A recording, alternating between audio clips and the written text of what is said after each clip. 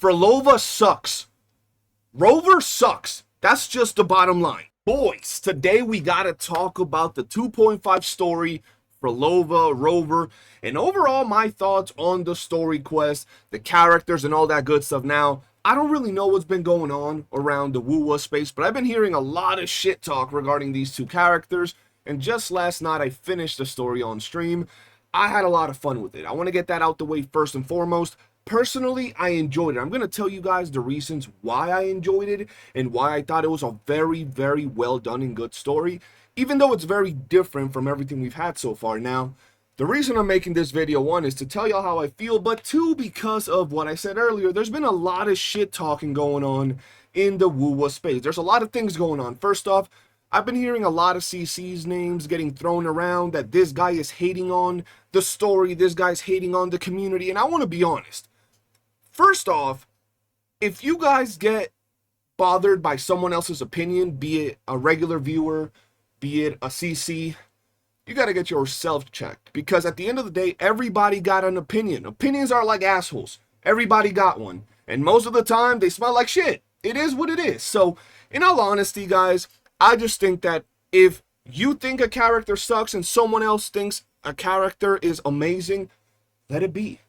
You know, it is what it is. But I feel that where it all comes together is if you're able to have a solid, logical conversation as to why you think a character sucks, or the story sucks, or whatever. If in all reality you sit down and you say, yo, the 2.5 story sucks, and you don't really give any reasonings that are like per se valid, you don't have to validate your opinion, because your opinion is your opinion. But if your reasonings is, I just don't like the character, I just don't like it, it's kind of stupid, I didn't understand the story, it's, you know, it's on you. Maybe you gotta pay a little bit more attention and actually try to understand what's being said. Now, if you can sit down and have a solid discussion as to why you think some of these characters or the story might suck, or it might not be for you, or it's amazing, that's great. And that's what I want to do here today. So, first off, I want to tell you guys, I really enjoyed the story. I think it's one of the best stories Wuthering Waves has done so far. Now, I'm not going to say it's the best. I'm not going to say it's the one that got me the most hype. There's been others that have had me literally with goosebumps at the edge of my chair. But Phrolova's story, or the 2.5 story, was really good in the sense that it gave so much depth to a character that we didn't really know much about. And they really don't do that. There are so many characters that we barely know anything about, and the stuff we do know about them is so superficial. We have characters like, and this is not counting their specific stories, this is just main story related, right?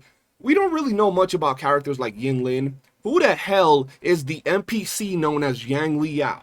Who the hell is he? Brandt, we kind of know a little bit about him, and I love Brandt. And there's so many other characters out there that we don't really know much about, and we don't have such a connection. And for them to go out of their way and give us such an in-depth story of Phrolova, letting us know what she went through, getting some people that didn't even care about this character to get invested. There were people online even crying at the story. I mean, I didn't do that, but I did think it was pretty damn good. Now, on that regard, I thought it was great. I wish they gave us more in-depth stories to a lot of the other characters that are going to be coming along in the story. Now, that's the part that I really enjoyed. When it came to main story, per se, progression, there wasn't really a lot of that. There were some points that did indeed push the main story, but that wasn't the focus of this patch. It was all about the development of the character Phrolova and giving us a little bit of an insight into Rover, right? A very little, but it did give us an insight into what he feels like after knowing that, yo, there is a lot of things out there that I could have forgotten. Promises and things like that. Did that really happen? How did I do that? You know, and it made us question, what did he do to wipe his memories? Why did he wipe his memories? How many people or situations could he have forgotten that are very important because of his memory wipe? So overall, the story seemed pretty linear, even though it was jumping back and forth in time, and there were times that, you know, it had you questioning what's going on here. But once it all clicked together, it was very easy to understand. It was very, very, per se, emotional in the sense that you finally got to see a story where you said this is some messed up type shit, right? So now that we got that opinion regarding the story out of the way and how much I did enjoy it and how I think that Kuro could go out of their way to give us more of an insight into some of these other characters, let's talk about the characters, because this is where the big controversy is online. Phrolova sucks. Rover sucks. That's just the bottom line. Or at least that's what a lot of you guys want to say. And that was the perfect little clip for the intro of this video. But I just want to talk about it. So, a lot of people are hating on Rover or Phrolova, or they're pretty much doing the whole Team Rover, Team Phrolova. And I want to ask you guys, what team are you on? Do you think Rover was right? Do you think Phrolova was right? Do you think neither of them was right? Or do you think both of them was right? Now, what I'm seeing online a lot is people becoming absolute fans or haters to one or the other. And it's hardcore. People getting mad about some people saying they don't like Rover. Rover's an ass, so people are getting mad. Some people are saying, yo, they don't like Phrolova, so some people are getting mad at them. And I'm here to tell you how it actually is. And yes, this is based around an opinion, but it's a very well-structured opinion. First off, I gotta be honest. I don't know about y'all, but from what I understood of the story, Phrolova was living a relatively peaceful life. She was chilling. She was a musician. And then shit hit the fan, right? A whole meteor of COVID hit her village in front of her. Killed everybody she knew. Her whole bloodline, friends, cousins, neighborhood. Everybody got wiped, right? They got dead. They were in there in pieces, legs, arms, kidneys, everything all over the place, right? At the same time, Phrolova awakened and she turned into pretty much half a zombie. So she's in there, half a zombie, bleeding out the ass, and she's seeing everybody she once knew just dead. Like I said, blood, guts, everything all over the place. She don't know what the hell is going on. She had a lot of regrets in her life, things she wanted to do. She didn't even get to say what she wanted to say to her mother, which she really wanted to say, right? So she had to live with that regret. At the same time, we don't really know in detail what happened as time passed, right? But we saw that she, to a certain degree, tried to move on with life, but it was really hard for her, obviously, after that freaking trauma that she lived. Some of y'all can't even get past basic traumas. Now imagine that scene that she lived right there. After that, time went by and several things happened.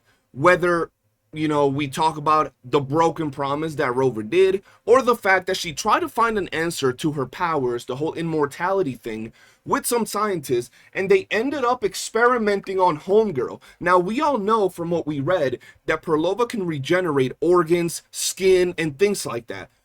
I'm pretty sure that these scientists were putting that to the test, doing very gruesome experiments to her. This is speculation, but it just makes sense. It's kind of logical, to find out the extent of her immortality and how they can maybe get it or how it could be applied to them, yada, yada, yada. After that, it seemed that she pretty much tried to find answers within the people. She tried to go out, ask them questions, and they shunned her. They treated her bad. They even hit her, abused her, all that horrible thing. And eventually, she kind of just snapped. She kind of said, you know what? I'm going to figure this out on my own. Even if it hurts me, even if I have to hurt other people, it doesn't matter. I've tried every possible way so far, and it seems that every way that I try to go, I get hurt, used, and abused, right? Then out of nowhere, right, we have the Fraxidus. The Fraxidus could be coming to Phrolova with lies, with a bunch of BS to further their own agenda, but they came up to Phrolova as the only ray of sunshine, pretty much telling her, yeah, you're going to be able to get your goal accomplished, and you're going to be able to get all these people back exactly how you want, and you're going to live happily ever after. All you got to do is help us with our shit. So what does Phrolova say? Yo, they're being nice to me. They're telling me I can accomplish my goal if things go the right way. They're not abusing me. They're not, testing on me, blah, blah, blah, blah, blah. I'm going to go with them, right? Somewhere along this journey, she met Rover before they lobotomized themselves. And right before this whole thing hit its last straw, before she finally fully broke, Rover was the last beacon of hope that she had. Someone that was nice to her, that pretty much gave her other ways to go about what she was doing, and told her, yes, I'll be back to, see you again. It's my promise. She waited and waited, and that promise, the last little bit of sunlight in her dark world, extinguished. She never saw the guy or the woman again. And all of that culminates into Phrolova going finally cuckoo for Cocoa Puffs and deciding she's going to do what she has to do to accomplish her goal, be it killing millions of people as long as she can get her goal done, or, doing whatever it is the Fraccidus tells her. Now, a lot of people online seem to think that Phrolova went crazy or she went bad because of Rover. A lot of people seem to think that Phrolova was driven to the edge because of the promise that Rover did not keep. And I'm going to be honest, that's not true. That's not at all even remotely close to what happened. Phrolova had seen her family get exploded. She turned into a zombie, got experimented on, got shunned by the people, got betrayed by someone. And that last one, which was Rover, was just a tiny droplet of water into a cup that was already full. And that little droplet just was the last drop and made it spill after that. It wasn't what filled it. It wasn't even half of the reasons as to why Phrolova went mad. It was just another reason, bro. Just the last hope, extinguished. It is what it is. You've ever been fed up with something and you're like, I'm going to try one more time. And then you're disappointed and you're like, you know what? Fuck it. That's pretty much what happens. It wasn't Rover's fault, right? Yes, there's a little bit of things that have to go deeper into what Rover did, but we'll talk about Rover in a second. We're still on Phrolova. So, overall, my thoughts on Phrolova are the following. To a certain degree, I justify what she did. I don't know about y'all, but me, if I was in my village, with my friends, with my family, and a freaking meteor fell out of the sky and exploded them in front of me, I saw kidneys, arms, balls, shoulders, just everywhere. All blood, everything. And at the same time, I somehow survived, turned into a zombie because my parts are all regenerating and shit. I'll be kind of crazy at that point. And if I knew that I have some sort of immortality powers, I would want to bring them back. I don't know about you, but I'll do anything for my loved ones, right? So I could see where Phrolova started to go a little desperate, trying to find the solutions to bring her family and loved ones back, right? That's the first part. Now, after that, being tested on, experimented on, humiliated, treated harshly by people, all of those things. You think I'll stay good? You think I'll be like, yeah, but my immortality powers means that I have to sacrifice other people, and people are so nice to me. I'll be like, no, bro, sacrifice Billy, Bobby, Brown, Jamie, anybody, bro. They all dying, bro. I don't give a shit about them. They've been doing me dirty, so I'm gonna do them dirty to see if I can get the people that were nice to me back, my loved ones, right?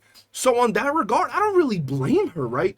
And then having joined the Fraccidus at the end, where she's now working with them, if everybody's been doing me dirty, dogging me, and then the random one person comes out and treats me good and tells me, we'll help you get your goal done, I'm gonna be honest, I'm gonna side with them, right? Like, I'm gonna go with them, because at the end of the day, humanity has taught me that they don't care about me, and they just want to use me, and they want to be evil towards me, whereas at least these other people might be evil, but they're nice to me, and they're, what I believe, helping me accomplish my goal. So I believe that to a certain degree, I'd rock with Phrolova on what she did, even if it was killing thousands or millions of people.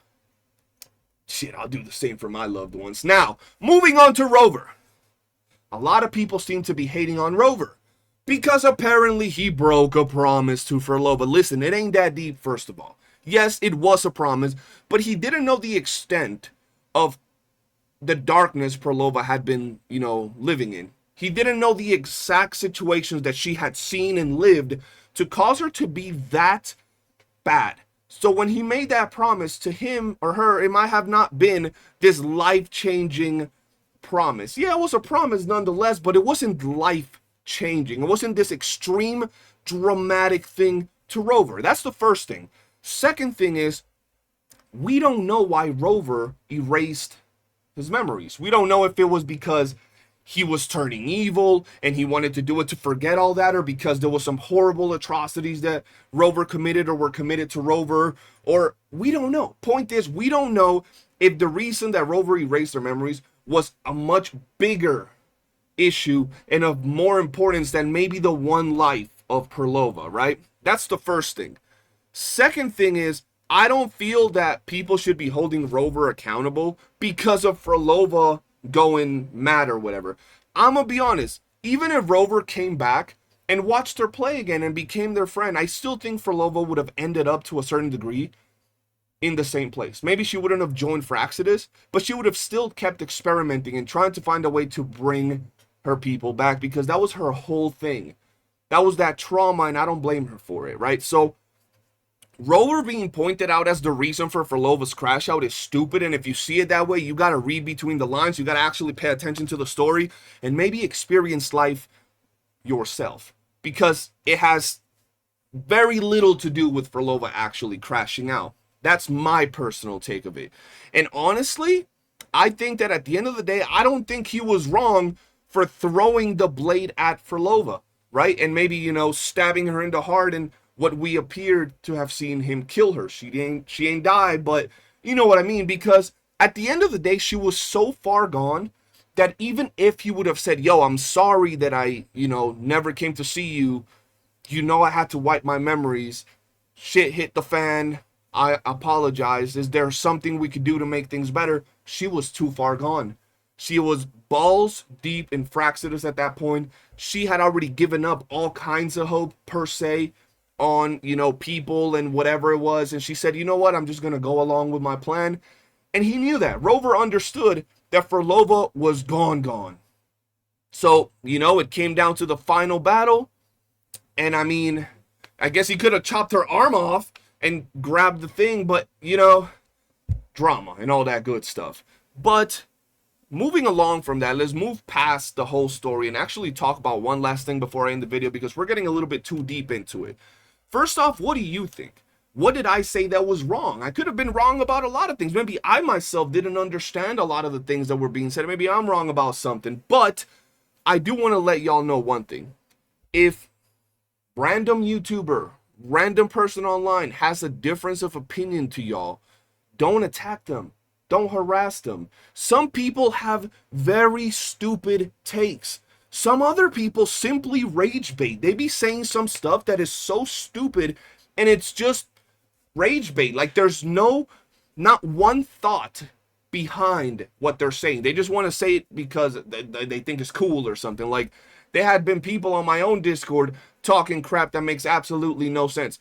Phrolova asked for everything. She chose that life. I'm like, yeah, she chose a meteor landing on her head top and killing her whole family. She chose to be an experiment when she thought they were going to be nice to her, right? A lot of people say that. Some other people were on there like, yes, I'm glad she's getting a blade ran through her. Like, why? Why is it so difficult to understand these difference of opinions and formulate a well-structured conversation that can help me understand why maybe you hate Phrolova? Maybe you hate Rover. Maybe you don't hate him, but you don't like him. You don't mess with him. Maybe you thought that their decisions were a little superficial and what you would have done different. You know what I mean? But at the end of the day, don't go crazy on CCs. Don't go crazy on other YouTubers. I've seen people going crazy on the comment sections of some videos because someone said they didn't like something. And I get it. If someone comes out and says a very stupid rage baity take, understand it for that. Don't get upset. Use calmness and your words to point how stupid they actually are. You don't gotta be rude. You don't gotta curse them out. All you gotta do is point out how dumb they are. If someone's saying, yo, I don't like Rover because he was the reason Phrolova went absolutely crazy, point out how dumb that take is, because it wasn't his fault.